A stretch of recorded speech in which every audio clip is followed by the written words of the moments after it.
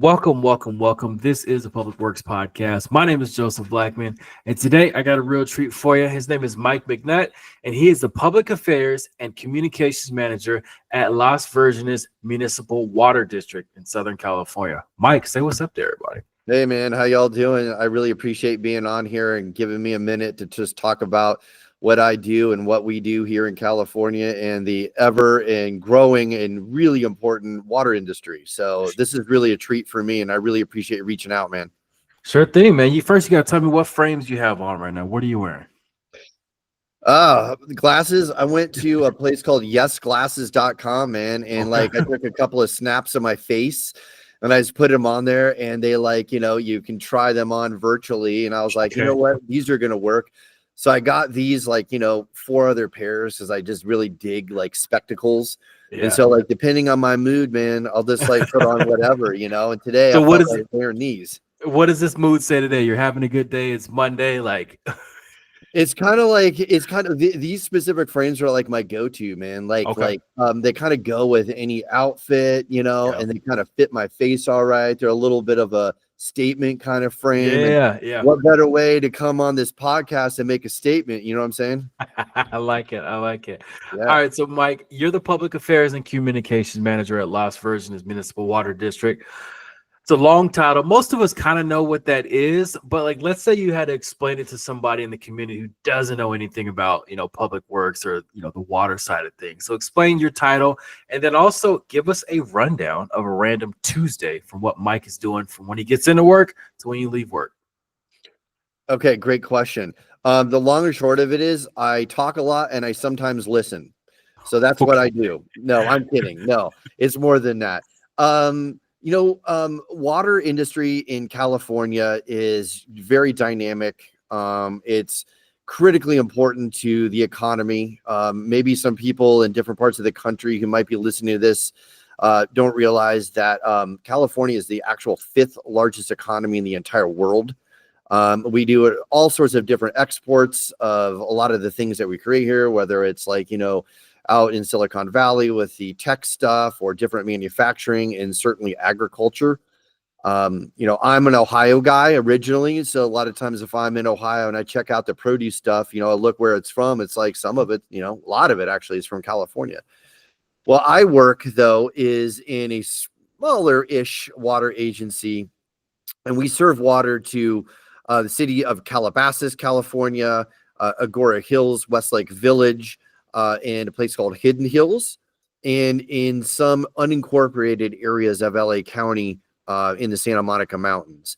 And so my job, in essence, is to take all the things that we do internally.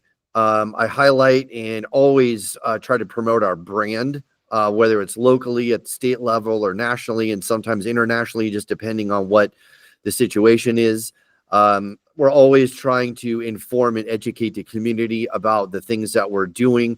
We have a pure water project where we're taking recycled water from our wastewater treatment plant and further treating it to above drinking water standards to create a local, reliable water supply.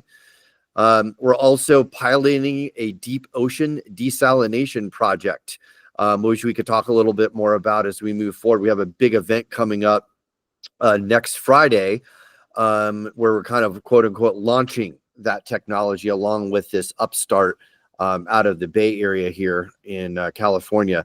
I do a lot of media relations, do a lot of writing, do a lot of public speaking.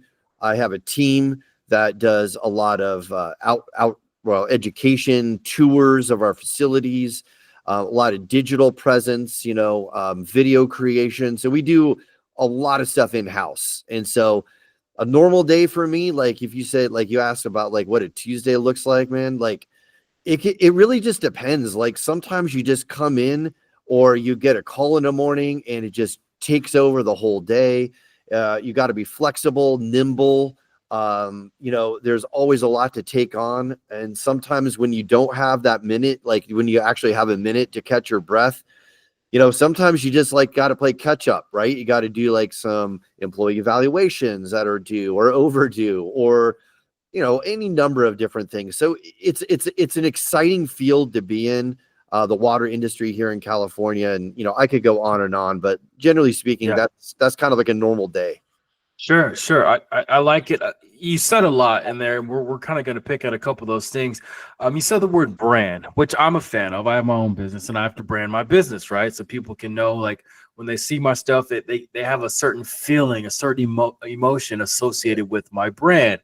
For you at Las Virgenes, your brand, because I'd say, and I might be wrong, but I'd say you're not on the profit making side. You're not trying to, sell people on, it's this or that. But I do think that branding, how you positioned it makes sense. Talk a little bit more about how you develop a brand, and then also kind of like what it looks like to make sure your brand is in good standing in the community. Yeah, great questions. One of the things that I've noticed in the last few years, and this is just a general trend, is the public is, generally speaking, has less confidence or trust in government. And we are a quasi-government agency, so we would fit that bill, at least here in California. We are a public utility, but we're sort of government-y a way, so we're called a special district. And all water agencies here in California are under the umbrella of it being a special district. Having said that, one of the things that we also have realized is that there is a lot of people here in California and across the country, and since we're in the business of water, who find that bottled water is, for whatever reason, more trustworthy. And we find that that is a branding problem. And so a few years ago, we launched a new campaign called LV Tap, for Las Virgenes tap water. And we started pushing out the idea that your tap water is plumbed directly to your house. It's super convenient. It is tested over 1,200 times a year. If you calculate it out, that's several times a day, to make sure that the quality is as high as it can be, that it's safe, that it's reliable. And we started to kind of think about, when we do our outreach campaigns under this sort of brand of Las Virgenes and LV Tap, I personally don't think that we really sell water, but what we actually do, and it's really not even selling, it's more like we deliver trust, transparency, safety, and leadership. And all of our messages in some capacity revolve around those 4 words. And we found that it's been fairly successful. And so, like, I like to think that our brand is everything, just like it is, whether it's for your personal business or where you work. I mean, your brand is everything. And trust is one of the most, if not the most critical component to getting people to be interested in, if it's a product, if you're in the private sector that you're selling, or a service that you're providing. And in the public sector, it really doesn't make any difference. I mean, it's the same concepts, right? So our brand is everything. And I focus on that day in and day out. Sure, sure. When I hear cities like Calabasas, cities like Hidden Hills, like, these are nice areas, like nice areas. Is there a different school of thought that goes into like a nice area versus a like a commuter city, or even like the lower income side of town? I mean, is it a different stigma of working for a place that services those kind of communities? Yeah, it truly is. Depending on the demographic, I mean, and generally speaking, the same messages are going to apply. What I have found here is, we have an incredibly highly educated, affluent community. Most people, if they heard of the term Calabasas, they think of the Kardashians. If anybody has ever heard of Hidden Hills, it is a gated community where, like, high-end celebrities that are just common household names, they live there. Some of these other communities, the same kind of thing. And then you start getting into even the unincorporated areas in the Santa Monica Mountains. There's not just celebrities there, but doctors, attorneys, entertainment people that are in the industry. Like, these houses, I would say probably the least expensive house, if you would even search out in this entire area, is probably at a minimum $1.5 million. And by those standards, people would be like, that's kind of a shanty, if that makes sense. It's really gnarly. And so there is a different approach, and it's because there is such high expectations of everything that goes on in most of these clientele's like lives.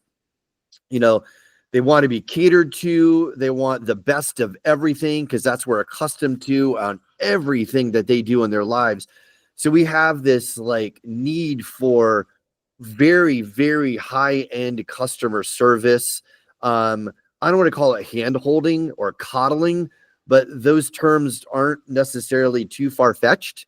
We need to go above and beyond to make sure that we're accommodating somebody's concerns or issues. Oftentimes going out to their houses, looking at their meters along with them, going in, answering all their questions, etc. Our customer service department are fantastic at what they do. Mad props to them. And so there is a little bit different. Now, if we're talking about maybe even, talking to a different community that might be of a different demographic and socioeconomic level, generally speaking, the things are going to be the same, but maybe the messaging is a little bit different. Maybe it's going to be more about like, you really need to, well, you not really need to, but your water is very safe. Here's the reasons why it's safe. There's also cultural distinguishes between, because LA and LA County is just a melting pot of different cultures. And, that makes things more challenging as well. Cause there may be some legacy ideas of the safety of tap water, just depending on where that person came from and they immigrated here to LA, so it just really depends. But generally speaking, what we have to do out here is going to be a little bit different simply because the clientele has these like very lofty expectations of service and what the quality of that product that we're delivering to them is. Yeah. And you talked about growth. The area from what I can think, and I might be wrong, I would say you're not necessarily landlocked, but there's I would say a limited amount of real estate. Are there more houses, more communities, more sub developments going up in that area? That's a great question. The area here is called it's called the Conejo Las Virgenes Valley. Okay. So for anybody doesn't know, you got LA, and LA is called the LA Basin. And then you get on the other side of the Santa Monica Mountains and you have the giant San Fernando Valley. And then if you go sort of west in LA County, you hit an area like half of Calabasas is in San Fernando Valley, technically. The other half is in sort of like the Las Virgenes Conejo Valley. And you have to go down a pretty big grade. The reason why I bring this up is just maybe for visual for people who kind of know the area out here. But the cities here have taken precautions to zone things where it limits actually development. They want these communities to be nestled into the Santa Monica Mountains for the aesthetics of that, as much as for the kind of like way of life. And this is still kind of like, your sleepy bedroom communities, kind of like most stuff shuts down like at 9, maybe 10 at night. And it's really calm. It's quiet. This is also a space where you have urban meets the wildlands and that interface. You could probably any given week go on next door and you could look around and you could say, hey, I just saw a mountain lion in my backyard. Hey, a bobcat, like it was kicking it, hanging out under my tree, napping in the middle of the day, Wow. So we have that interaction between the urban and the wildland interface, and people love that out here, and it has created a special area. The last thing I'll say is the one drawback to it, though, is climate change impacts are disproportionately impacting California. And I mean that specifically with what you have seen on the news, especially recently with the wildfires. When you have this connection like we do between like urban/suburban and the wildland areas, you're going to have more issues with potential for wildfires, like having a horrible impact on some communities. And we had that in 2018, 2019 with the Woolsey fire that came through here, and it burned nearly 2/3 of my service area. Wow. And then, of course, you just had recently the Palisades and Eaton fires, and the Palisades fire was more in Pacific Palisades and Malibu. But as I said, we have that unincorporated areas that we serve, and that Palisades fire actually burned out 108 of our homes that we deliver water to. So Okay. that's kind of like the connection, just to give everybody kind of an idea of how this is such a special and unique area. Yeah, yeah. And you led us into the fire, which I kind of wanted to touch on. We don't have to go into like how it was, why it was caused, and why, the issues that you might have seen on TV, but just from the communication side, I'm sure everybody's throwing a microphone in your face saying, Mike, give us the answers, give us this. What do we do? How do we figure this out? What do we do next? So what were those days like? You're waking up every morning, the fire's still going on. How do you kind of, like, I guess, organize your brain to attack the day? Yeah, other good questions. It's never every emergency is different. I, oddly enough, and I'll get to this, but just for context, because I'm a context person. I've been with the district for 7 years now, and within the first 6 months of me being here, I had to deal with being the public information officer. I dealt with a kind of like, I'm going to call it an active shooter situation. You call the guy, it was a Malibu shooter. And right down the road from my office where I'm at right now is Malibu Creek State Park. And if anybody remembers, a few years ago, like 6.5 years ago, there was a guy who was just indiscriminately like shooting cars. And ultimately he ended up murdering a guy that was in a tent with his 2 daughters that were camping out.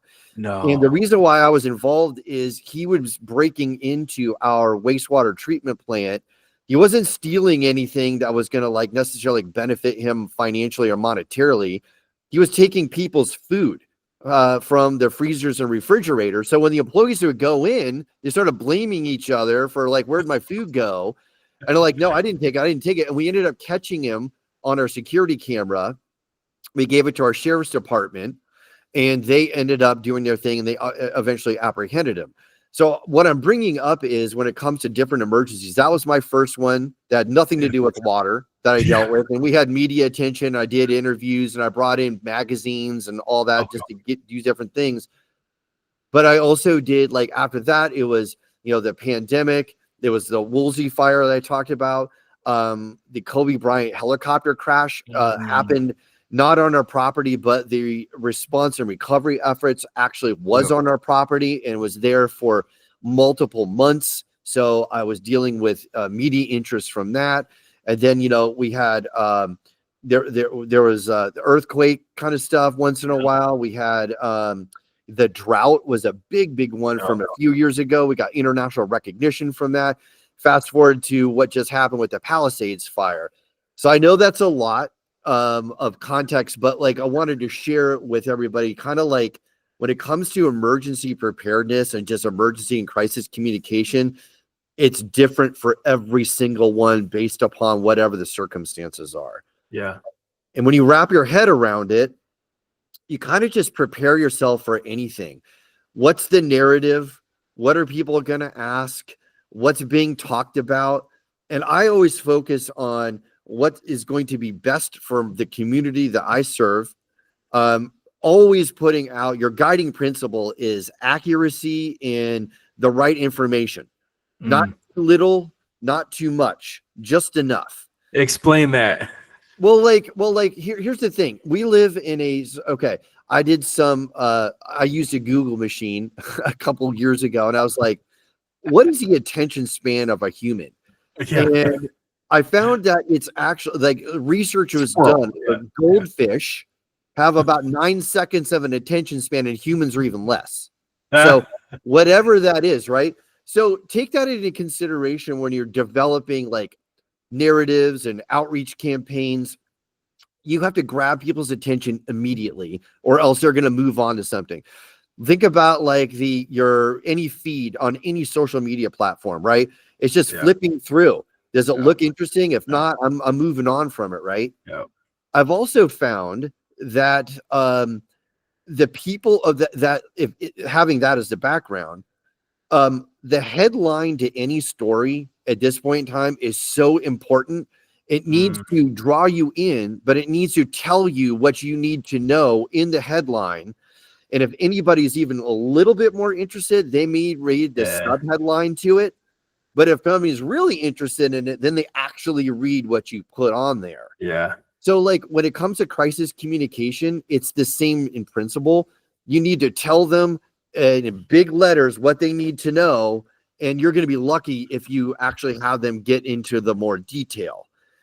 So that's one of the things I realize in any crisis, moving in any place. But I've also realized that like we're in a special place in time, and I use special kind of like, you know, tongue in cheek.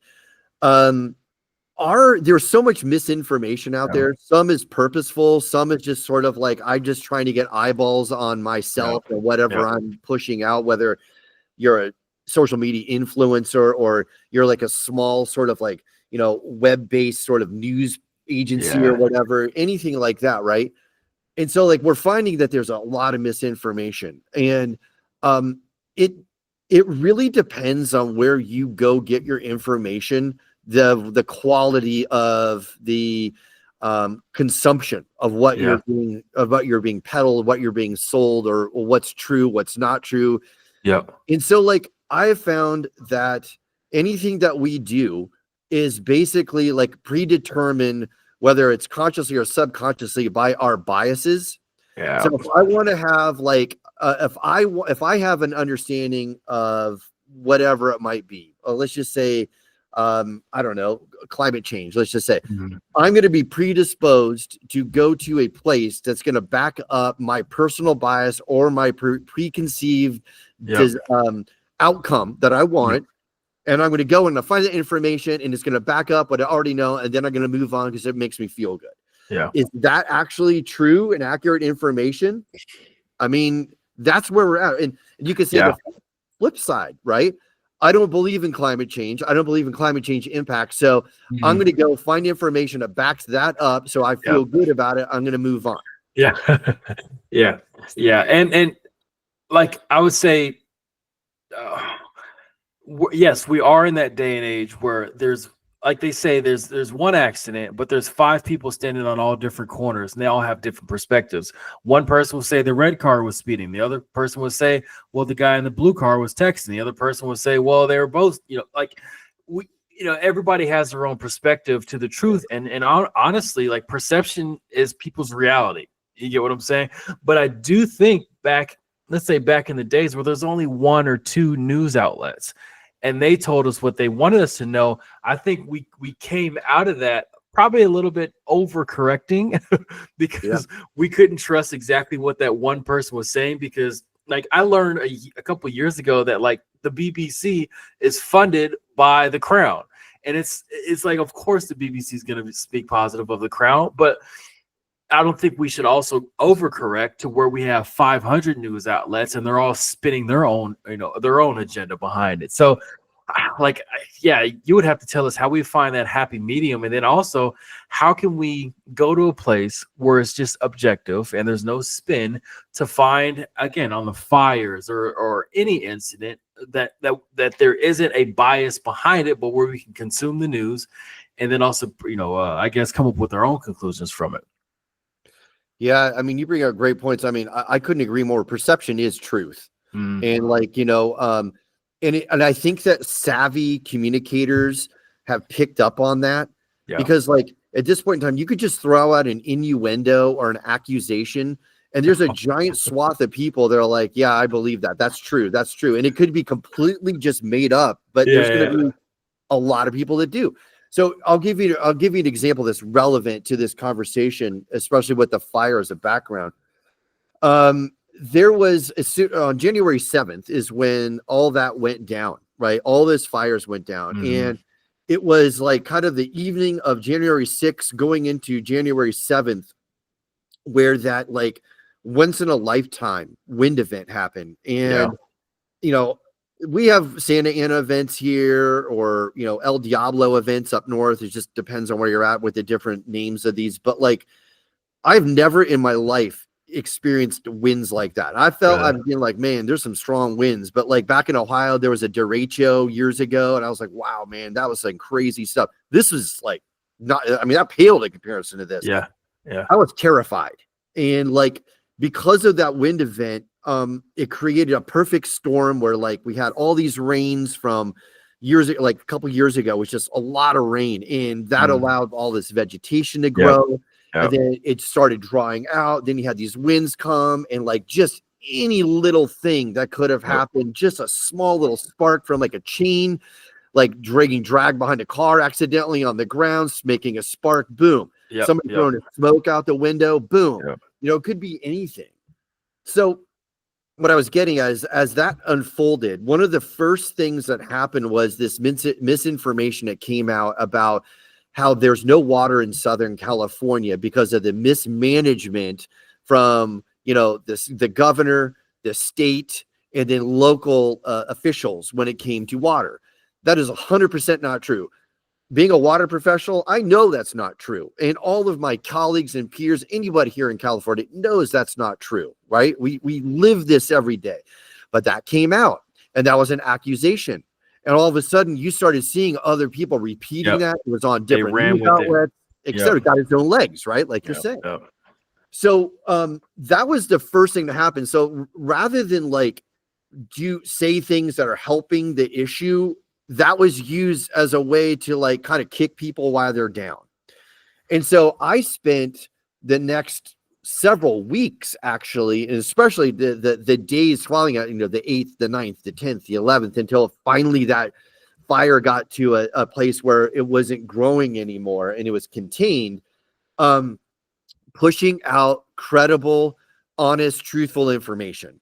And it was more to help my neighboring colleagues who were dealing with all of the stuff that they were dealing with, just no pun intended, drinking from our fire hose of like, you know, accusations, misinformation. What we decided to do was help them by putting out and pushing out accurate information.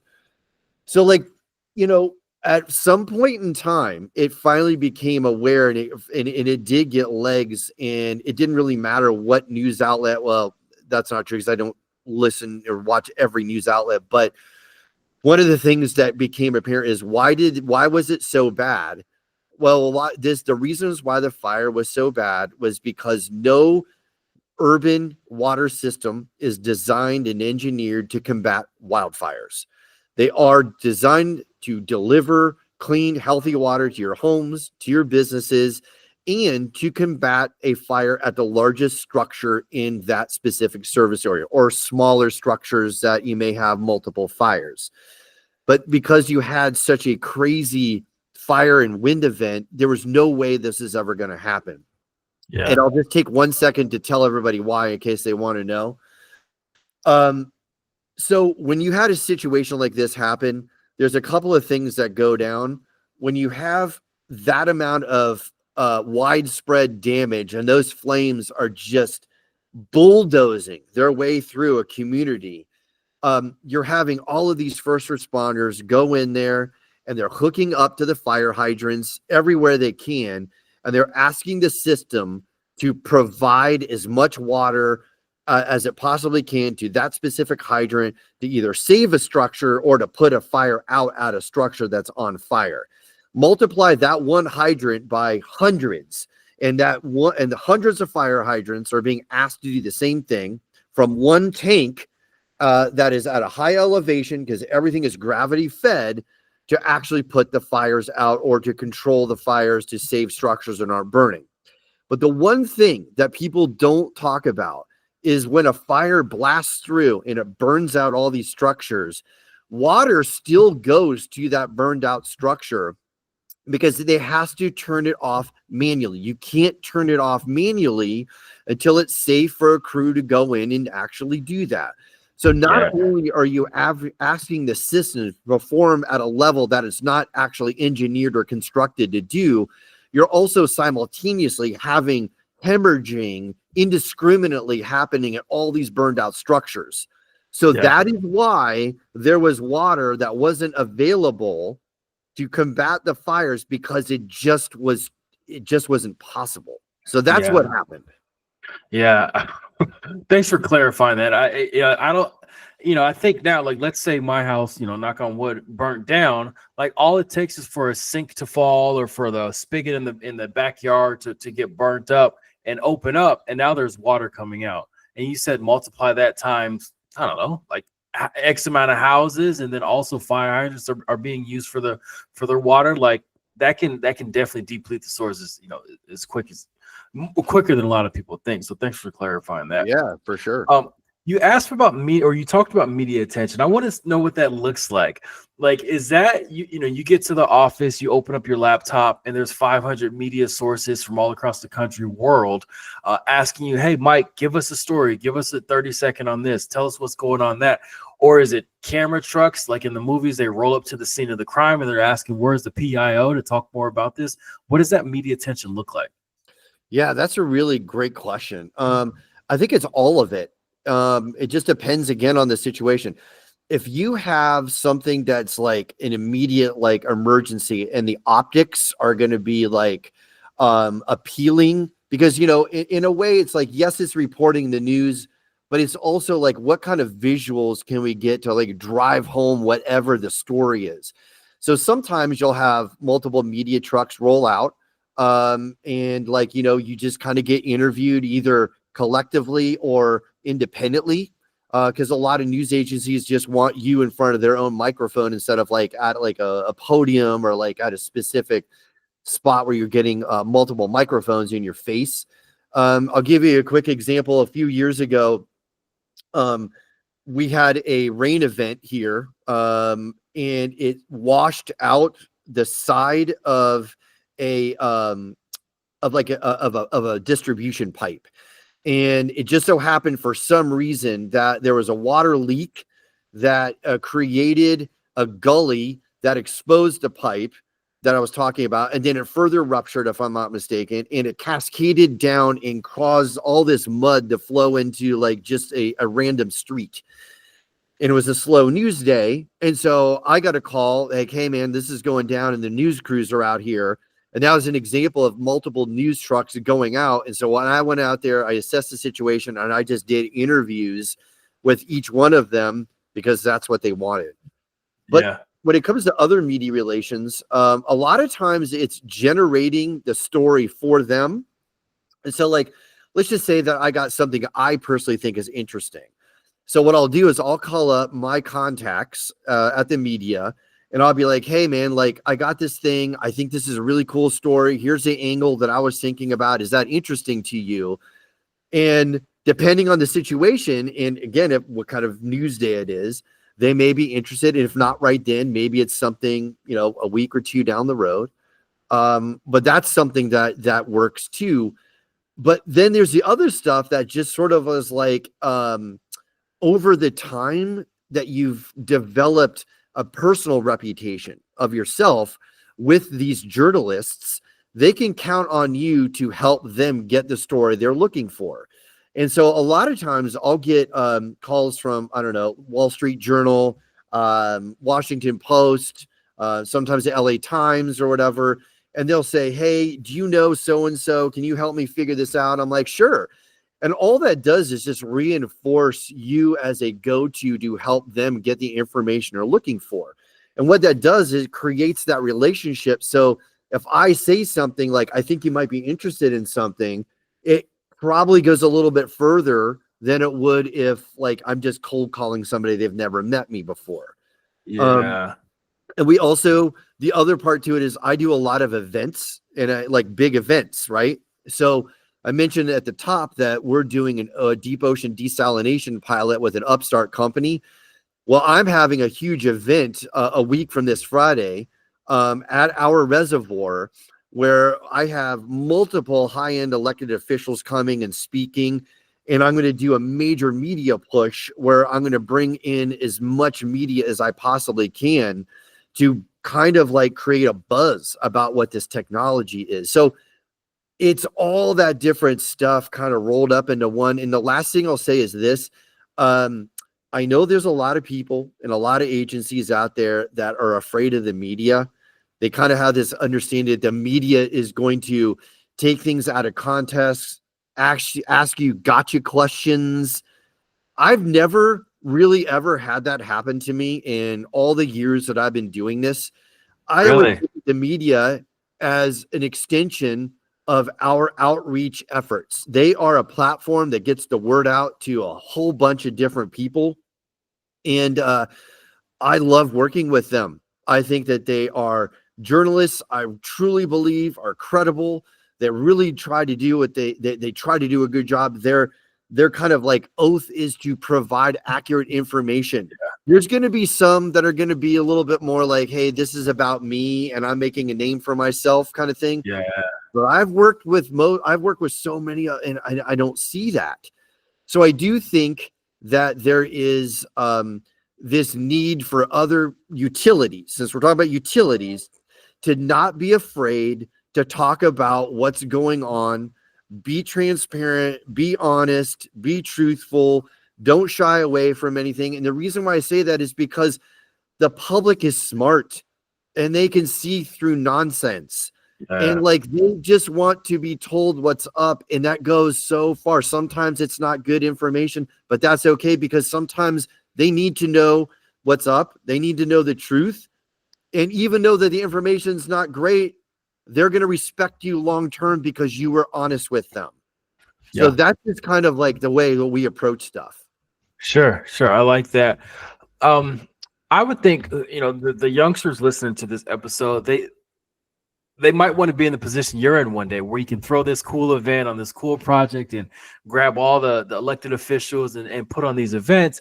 So give us what makes up the sausage. How did Mike come to be who he is today? Like, give us your career path and kind of what makes you do what you do. Well, okay. So like the short version. Okay, the short version.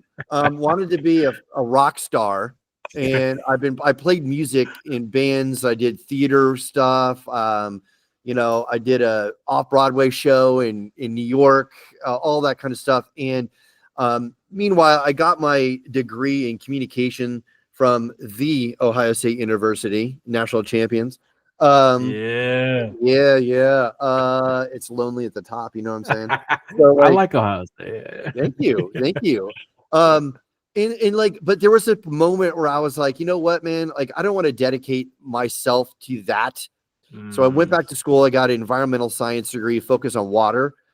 And I've always been an advocate for water, and just the environment. It's like I like to think of myself, or I like to think of people like me, as being the voice for the voiceless, because a tree, a body of water, an animal, a plot of land, they can't talk for themselves. Yeah. So we have to do that for them. And I kind of embraced that idea, and I started doing watershed management work in Columbus, Ohio, where I'm from. And then I took a spin in emergency preparedness. And I was kind of the public information officer for the Columbus Public Health Department and their Office of Emergency Preparedness. I missed water, and there was no better place than California as ground zero for anything and everything water. Right. Moved out here, had a couple of jobs, found my way here to Las Virgenes. And I kind of just embraced this role as wanting to grow the position and to be a voice, not just for the environment and for the voiceless, but for advocating for the one resource that everybody needs, which is water. Yeah. And I just kind of found my way to doing this. And I always think that like people should not follow the money. They should follow something that they're passionate about, because every day you wake up and you got motivation to try to make a difference. Yeah. Now a lot of the money stuff, I mean, that's cool and all, but like, is it really giving back? Is it really something that's getting bigger, trying to do something bigger than yourself? Maybe in some ways, in certain ways, maybe, but this is something that I just believe. I feel good about it. I feel like I have a good conscience about it. And I feel it's constructive. Yeah. Okay. One thing I noticed when I go to a lot of these water conferences, So in the water space also. And I kind of noticed, and I could see how it can be off-putting. Water, it gets this stigma of like a humanitarian, like a we are the world. This whole this energy of like save water, cherish water. And I think about the people who, they're trying to find their next meal. Those people who might have been out of work for 4 weeks and savings is running dry and they're trying to find a job, or they got a mixed family and they're trying to figure out things and they could care less about water. Now, of course they need water. Of course water makes sense, but how can we get to those, let's say those socioeconomic classes, the importance of water, and not a way that's, I would say, off-putting or a way that like sounds privileged or a little bit over their heads. Yeah, I mean that's kind of like one of the $1 million questions, right? Like, it's challenging at all levels, and the reason why I say that is, we as humans in our current sort of like climate are bombarded with information and drama all the time, every single day. It doesn't matter where you are, there's something going on, and it takes up so much bandwidth in your brain, and your brain can only handle so much stuff. And then you start tuning out. So like with water as a great example, unless there's like a real need for somebody to pay attention, like a drought, an emergency water shut off, I don't know, like a flood, whatever it might be, water's never going to probably rise to a level of being like, oh my God, that's important. That is so important to me. And I don't think it matters what socioeconomic status you find yourself in, right? Like, for, somebody like our clientele in our service area, being very affluent, their mind is in so many different spaces of doing whatever, they're doing. And then go to the antithesis of that, like you were kind of talking about, like maybe beyond the fact of all the other stuff that's going on in the world, like they're like, hey man, like, how do I pay my utility bill? How am I going to, like, do I have enough money for rent? How much am I going to have enough for my food on the table, for my family or for myself, or whatever the situation is? And like, it makes things very challenging. So like, going back to your question, is that as context about how to like get somebody to, like, how do you message and communicate people like that? I don't think that there is a right or wrong way.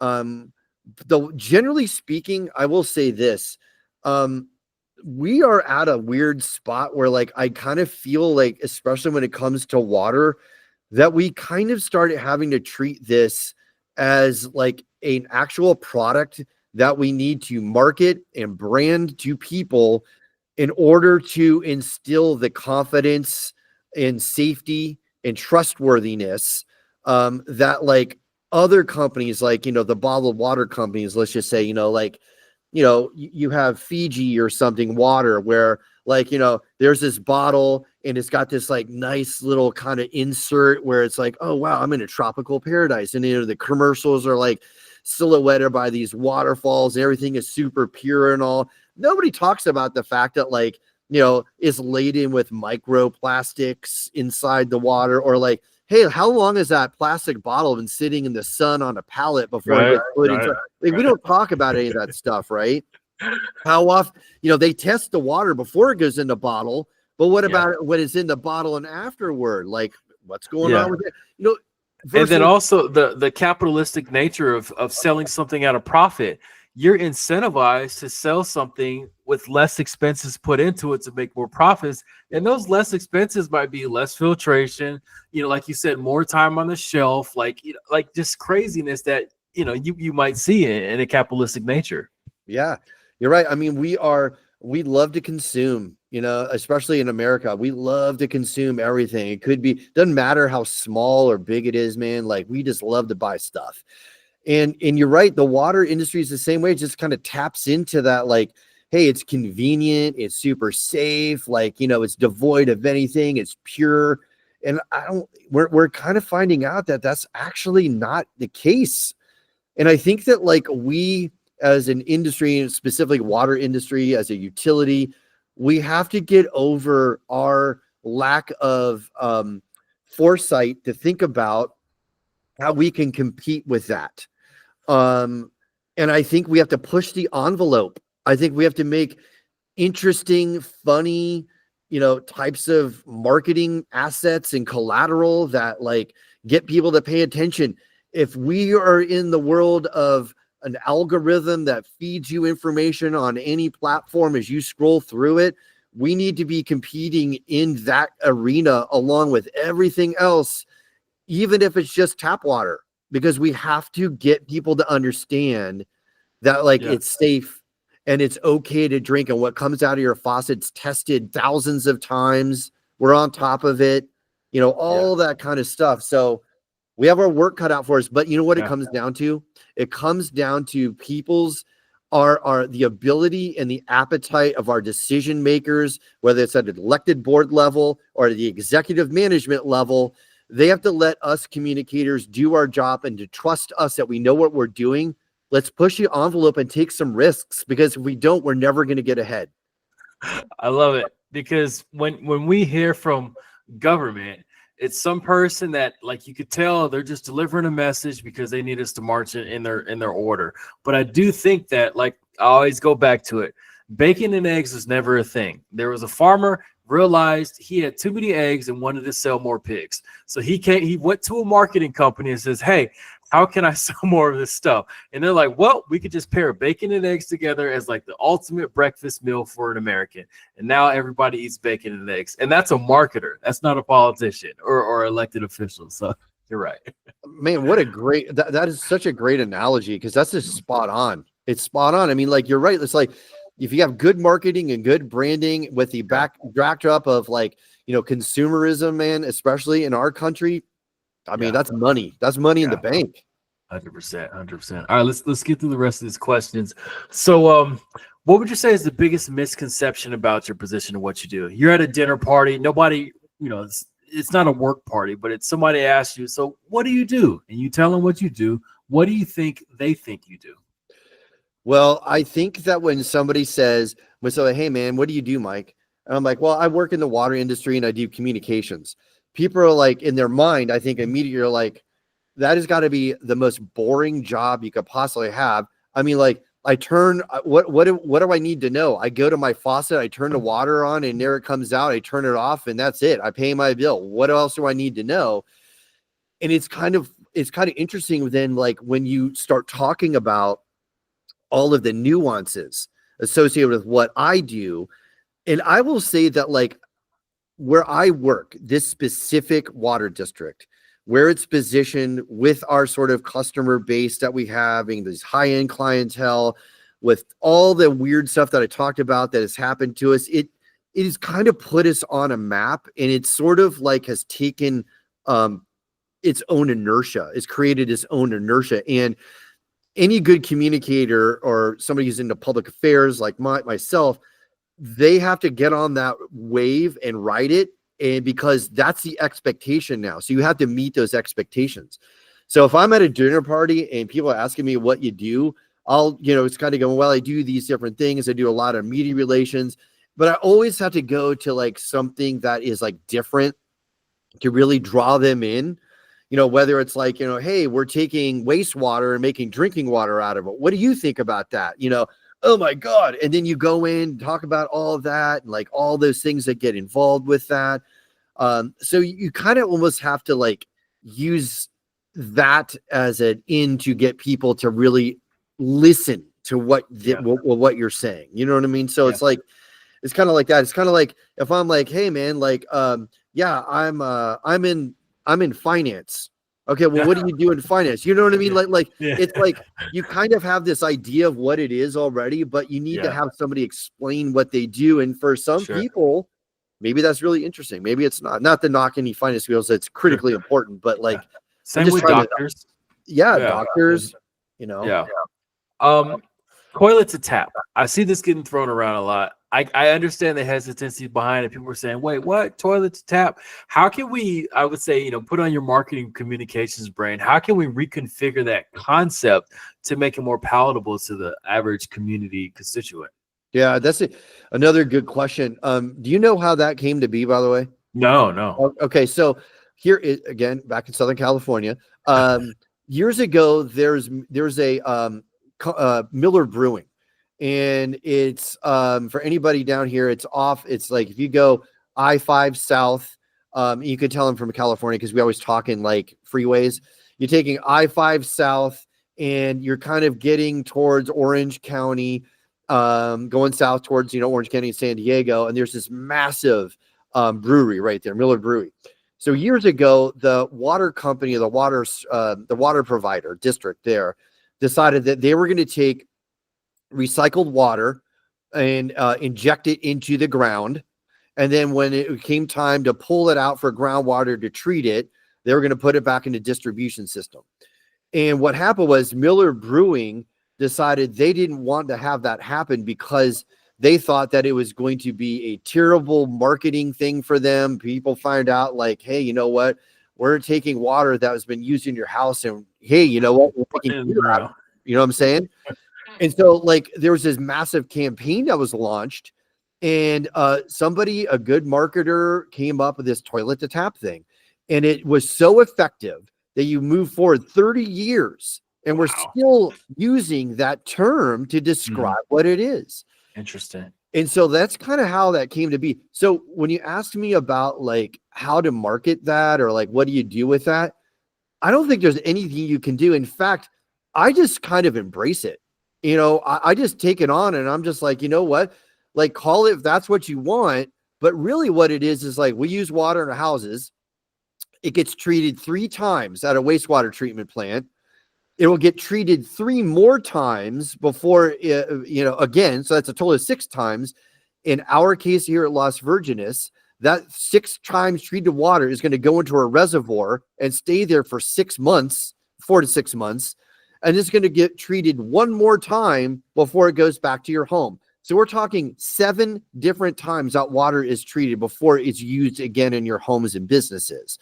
So like, instead of trying to be like, oh, a toilet to tap, I'm like, okay, call it that if you want. So, but we call it like toilet to treated to tap, but you don't want to say that either because it's kind of ridiculous. But like, I just embrace it. And I'm like, here's how it goes, but here's really what's going on. Yeah. And then if a lot of people knew about it already being in service now, like it's a thing already, they wouldn't be so skittish about it. Sure. Yeah. All right. Always, let's say you're commissioned to put up a billboard, and this billboard is in the most trafficked area of Las Virgenes.